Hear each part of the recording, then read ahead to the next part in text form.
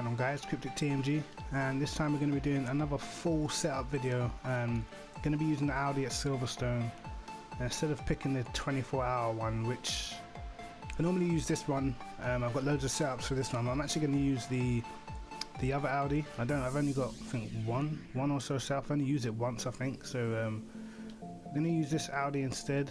I'm going to use this livery.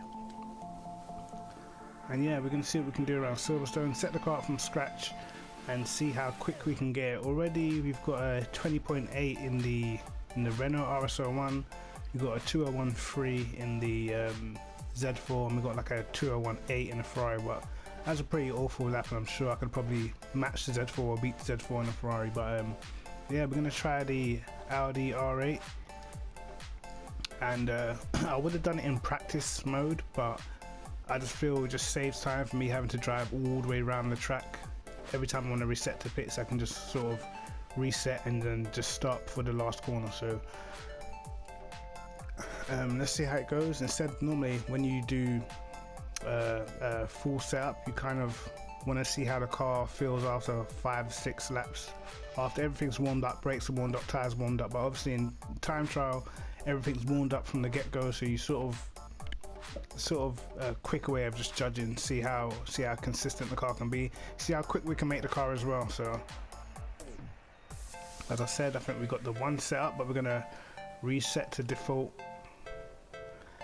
and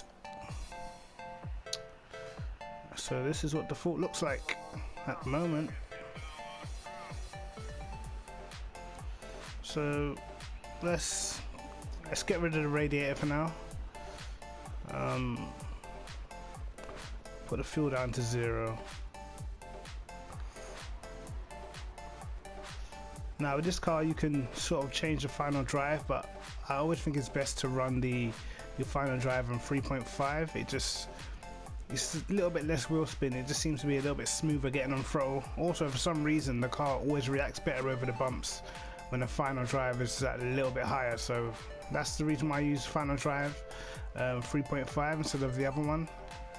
Let's have a look. Now normally the preload for the Audi, I think when you set up a stable setup, the preload is more towards 300, so we're going to put that to 300.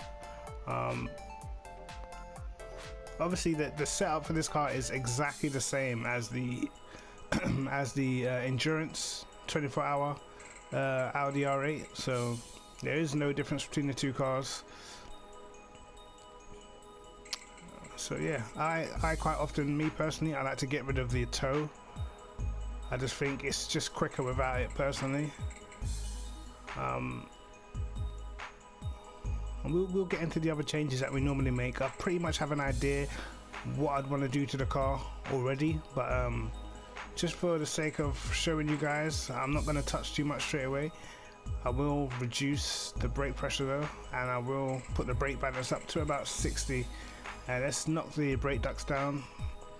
There isn't many like real big braking zones around Silverstone. It's a pretty fast track, so you want your brake ducts quite open. Obviously for a race you would probably up that a little bit, have it sort of like this for an actual race, but for what we're doing at the moment we can knock that down quite a bit. And 5.2 is just going to be too much, especially going through Maggots and Beckett's. The change of direction is going to be a bit too oversteery through that section, so we're going to go with 1.5. Tire pressures we won't touch it. So yeah, for now we'll just save that as Audi Silverstone.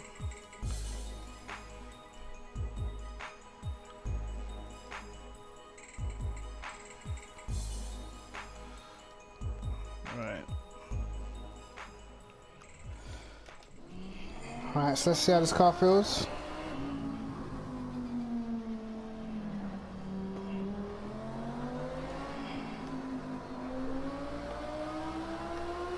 A little bit lazy on the turning at the moment.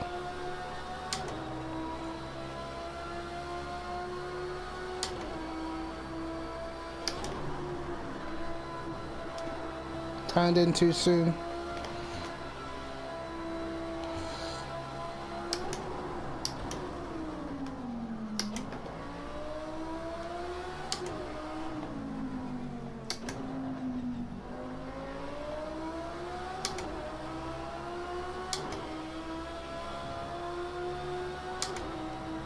Even though we've invalidated, I just want to see how quick it is in the first sector, really.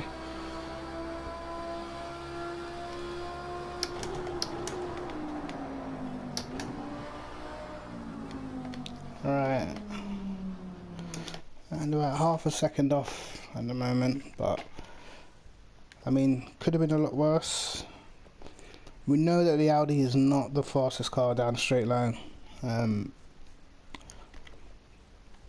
think we're gonna take the steering ratio down just a bit, and then we're going to knock the front spring rate down, which will make the rear end of the car sort of shift a little bit more, so there's a little bit more movement going through corners, so it feels like you've got a little bit more grip through the corner. The back end gives it just enough slip so you can really get the nose turned in.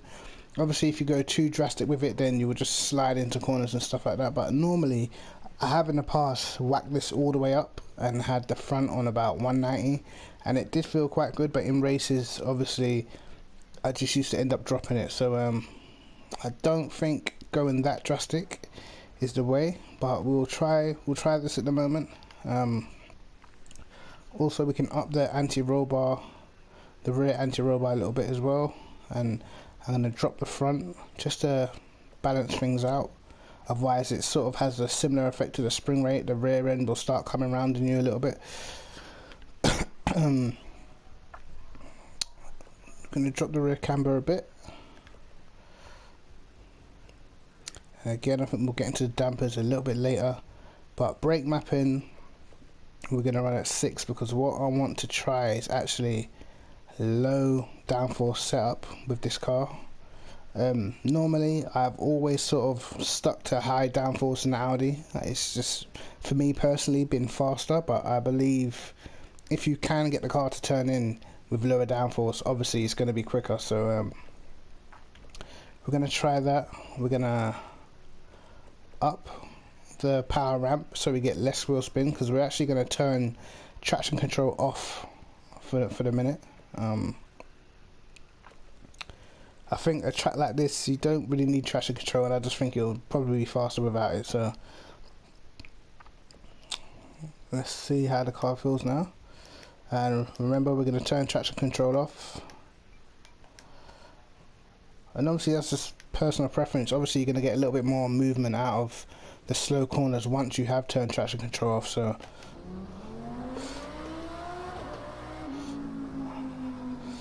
let's see if the car still feels lazy. It does still feel a little bit lazy.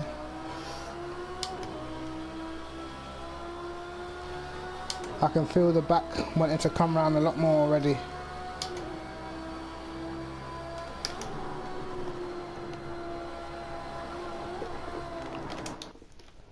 And we've just totally turned into that corner way too quick.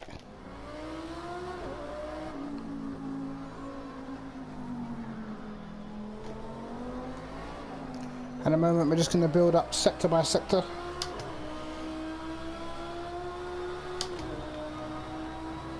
Great.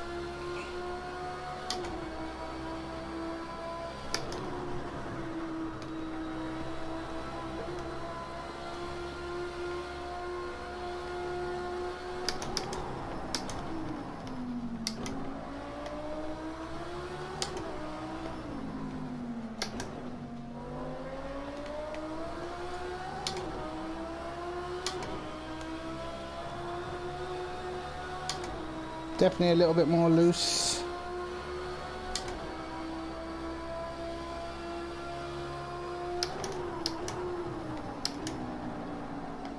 But you can see we still gained in the first sector by a couple of attempts. Alright. And the car's actually turning in quite nicely, so no downforce in the front isn't really a problem at the moment. But we're going to put the rear up just a little bit. and I do think it's a bit more stable with the traction on, to be honest. We're gonna go up on the power ramp, and we're gonna go up on the coast, just because we put more rear wing on, so that's a little bit more stability, so we can go up on the coast a little bit more, so we can still get that sort of being able to not understeer when we're braking. That extra piece of wing at the rear should theoretically give us that stability we needed for instead of using the power ramp. So here we're going to go again. Going to lower that by 1. Let's see how we do. I'm just saving over it at the moment because I don't feel the car's anywhere near where we need it to be. Not actually too far off the RSO1 in the first sector. 2.5 temps, I'd say.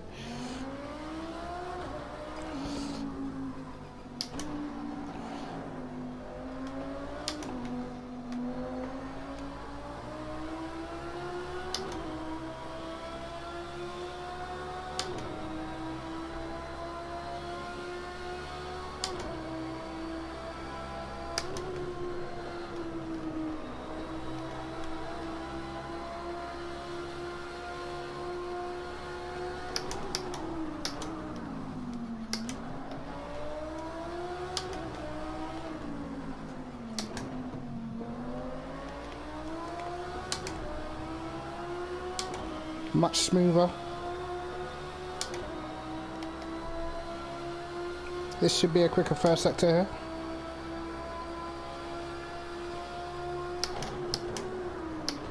I'm gonna go 0.1.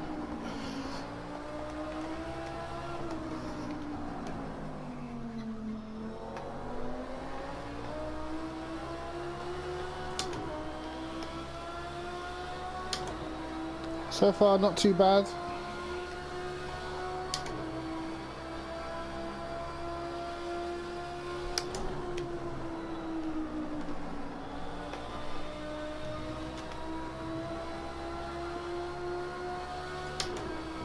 See how much speed we can carry through Maggots and Beckets. A little bit of oversteer. Yeah, the direction change through that section wasn't great.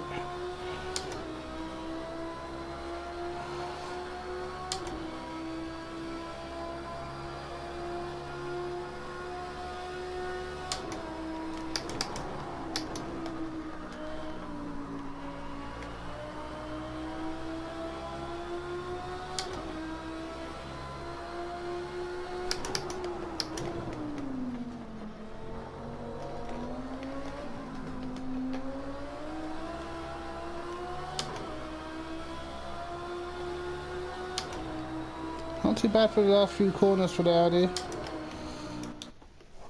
and pretty sure it was decent in the last few corners. I think 35.7. I'm not too sure what I got in the other cars in the last sector, but obviously the middle sector pretty poor, but there's definitely potential there. 2014 already sort of on the coattails of the Z4, so we'll see what other changes we can do to improve the car, especially through that section where the Maggots and Beckets, where it just didn't feel right. So let's see what we can do. Alright, so let's see what it's like with the traction back on before we start messing with the dampers.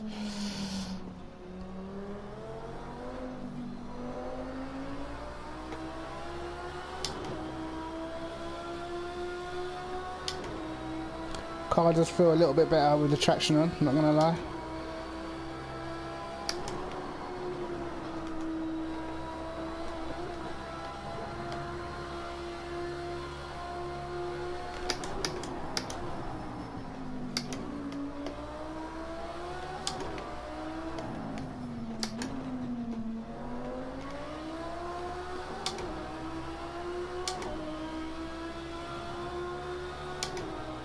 Lost a little bit of time on the exit, as we've got a little bit of wheel spin still.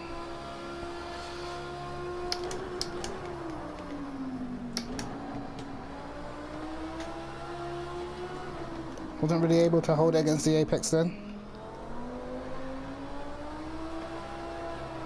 And it's come round in us. So we were quicker in the first sector. Not too bad actually, 35.0.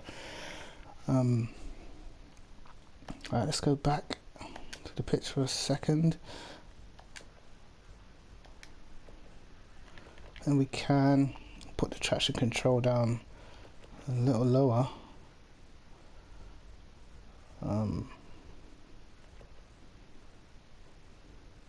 No, actually I want to leave it on 75, the power ramp. It does feel pretty good without having to touch the dampers so far. I say the car's not doing too bad at all.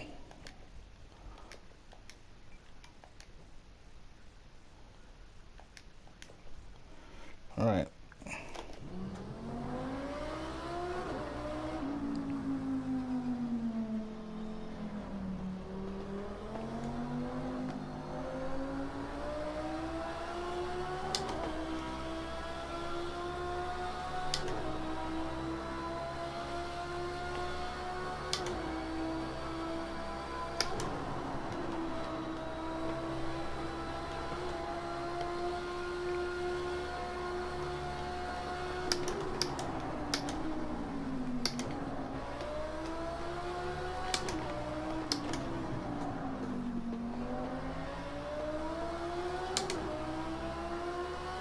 Much better exit just by going down to first gear slightly earlier.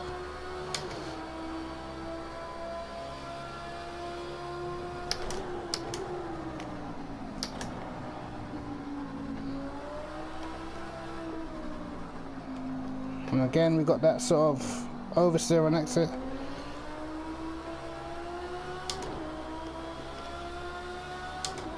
So we managed to lose all the time we gained, but hopefully we can gain something through maggots and beckets.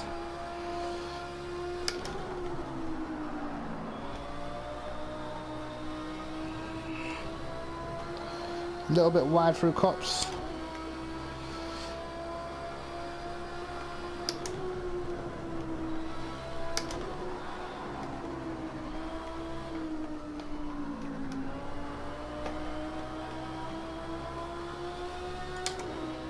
So obviously we did maggots and beckets really poor before.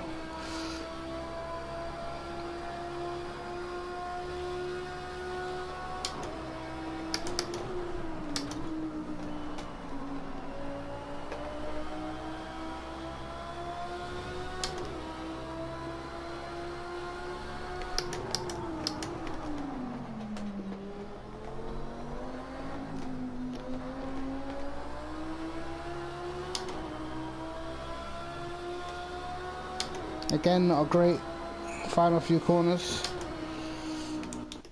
but still 2011, not too bad at all. So for the Audi to be sort of just 3/10 off the RS01 already, pretty good I think. We still haven't touched the dampers yet, and obviously the only problem we're having at the moment is that sort of oversteer we're getting on corner exit, which will probably be the fact that we have our spring rates and anti-roll bar, rear anti-roll bar so high. What we can try and do is knock them down, and then we can go into sort of the dampers, and we'll try and make the same effect of making the car turn in even though we've got no front downforce on, and see if that helps us. So we're going to put the rear slow bumps higher than the front slow bumps, and that's just something I normally do when I really want to get the car to turn in. So we don't want to go too drastic because we don't actually want the car to be unbalanced. I'm going to put the front fast bumps down, actually to the minimum, because that just gives me understeer. Sometimes when you've got too much oversteer, sometimes I will knock that up and have the front fast bump higher than the rear, but for Silverstone I really want that turn in through the fast corners. Obviously we don't want to do it too aggressive because we don't want oversteer going through the corner, we'll leave the fast rebounds as they are at the moment, and the bump transition and rebound transition.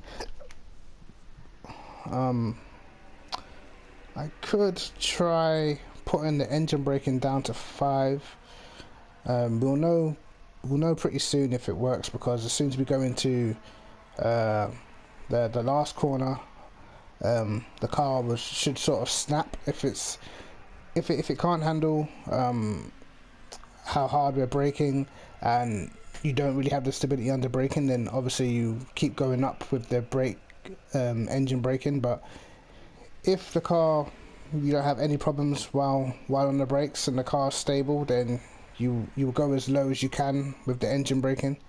But especially some cars, when you go down to first gear, the car just completely snaps and spins on you. So that's pretty much why we have the engine braking up at 6, but we're going to try 5. And obviously the lower you have it, the less understeer you get, but obviously more chance of the back completely coming around. So we're going to try 5. We'll put that down to 12. If that doesn't work, if we're still getting oversteer on the exit, then we'll just put that up to 80. But for now, we'll keep it how it is, and we'll save it again. This time we'll just save it with the actual lap time that we achieved before. 2:11. So alright, let's see how we go. Alright, so let's see if them changes have made a difference.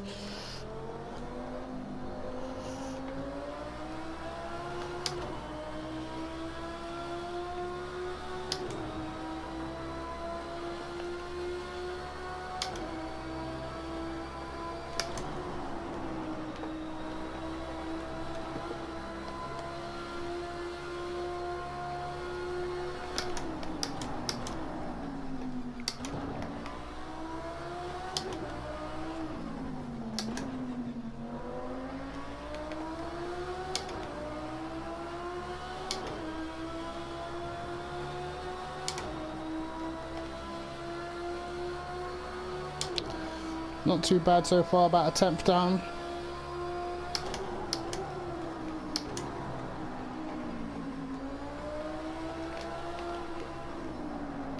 Still got that bit of oversteer there. I still have it there as well.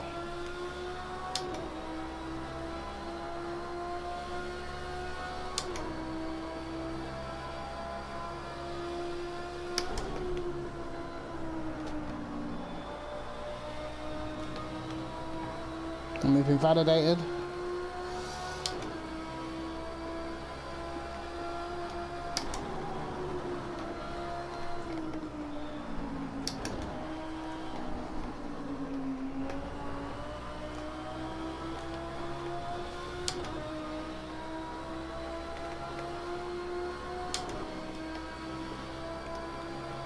You can see in the top right hander how fast the Renault is through the middle sector.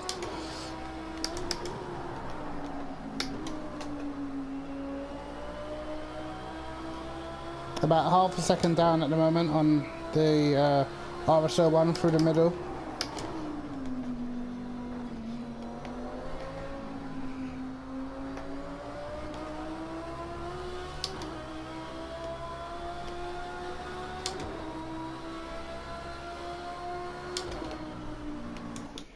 So couldn't really get a definitive answer to if the car was considerably better or not. It just pretty much felt the same.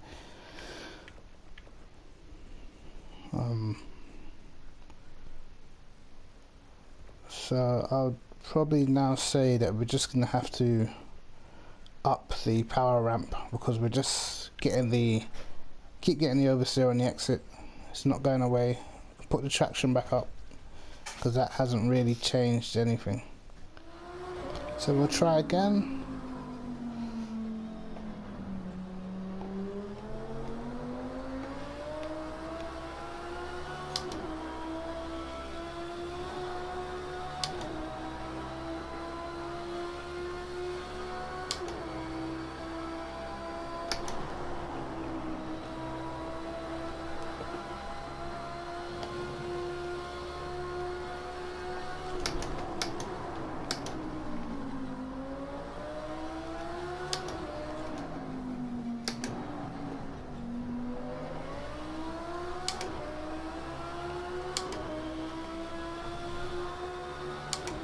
managed to gain a bit of time there.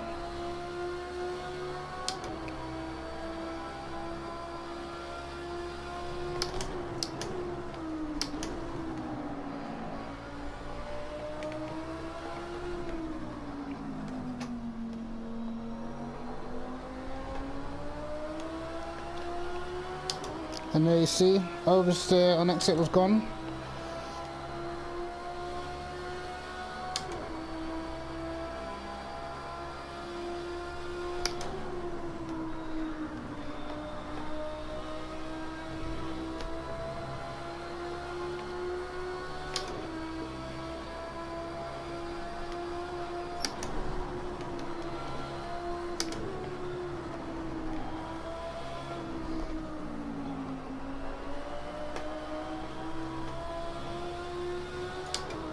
Lost about a tenth and a bit for that section. We'll lose all the way down the straight.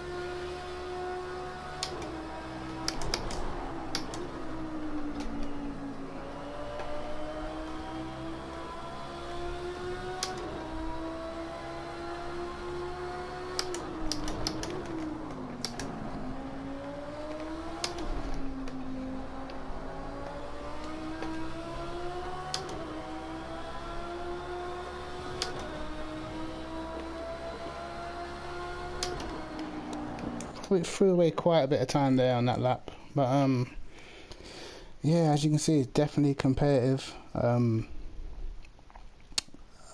We lost a good tenth and a half in the middle sector, and again we about 2 tenths down in our best last sector, so it definitely has the potential, I'd say, for at least a 0.7.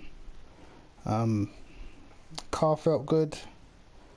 Let's just have a look at the replay. Definitely feels good around here. That oversteer on the exit, we managed to sort of cure that a little bit. Definitely wasn't getting it as much. I even think we probably could have done this corner a tad bit better as well. But yeah, in the main it was pretty good.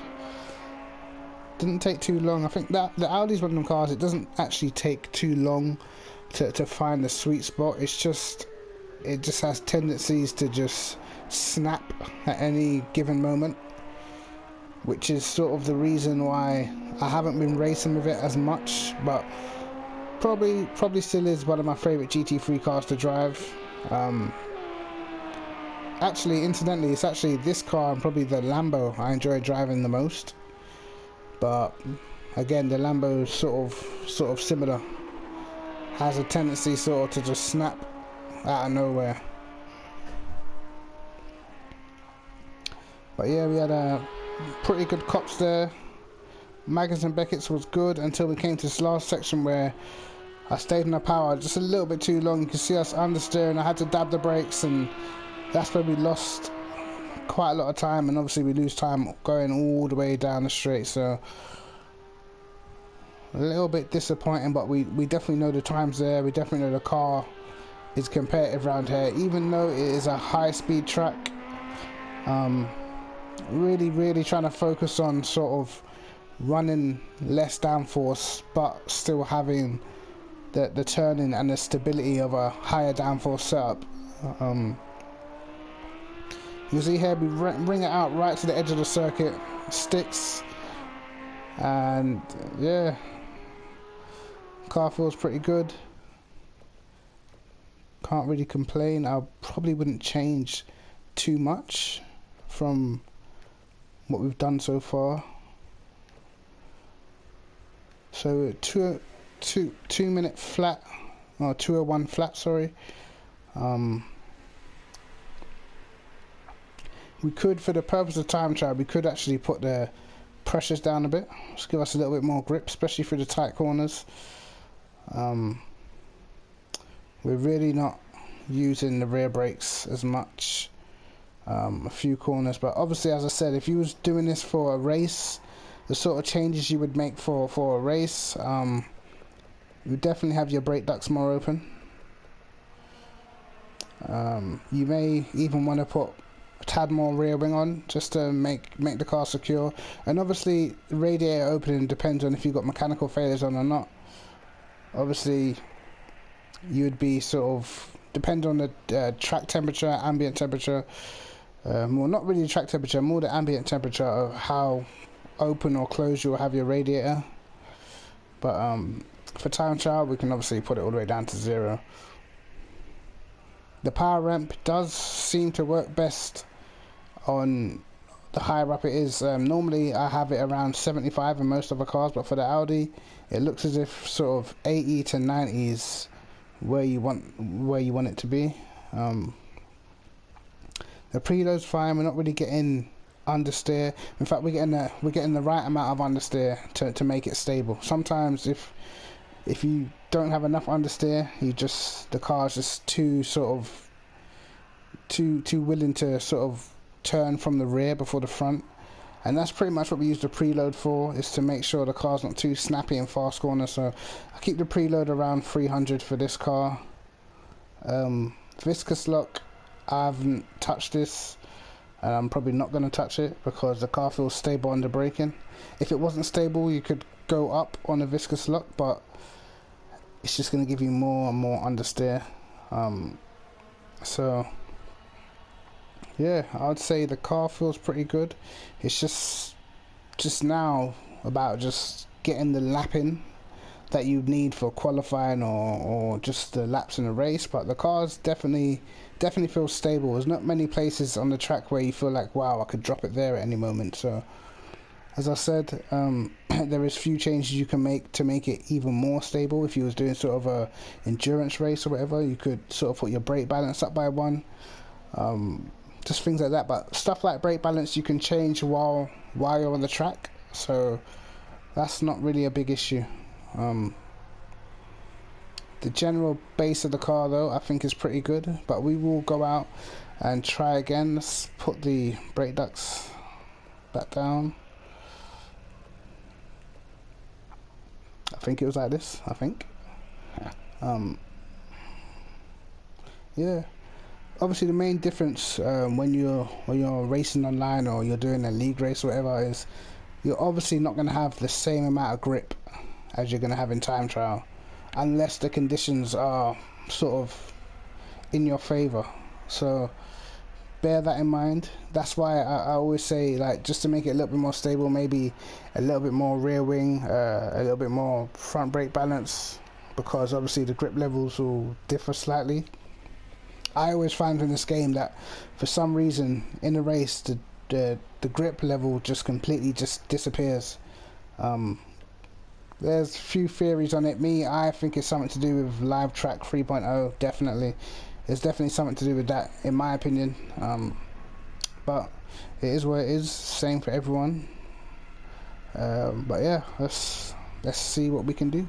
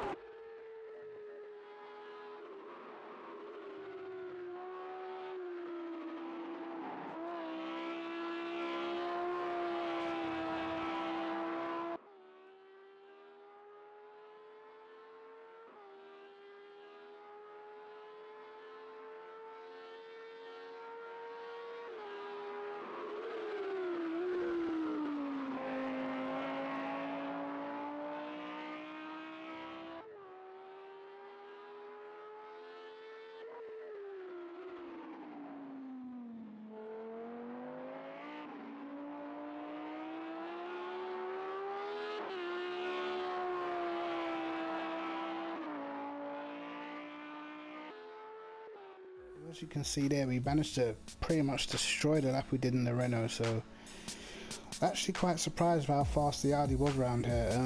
I thought it would suffer quite a bit because of the nature of the circuit is quite high speed. I know there is a lot of sort of fast corners in it, but a lot of the track is sort of pedal to the metal, and yeah, definitely car felt amazing, to be honest. And yeah, this is the setup that we settled with.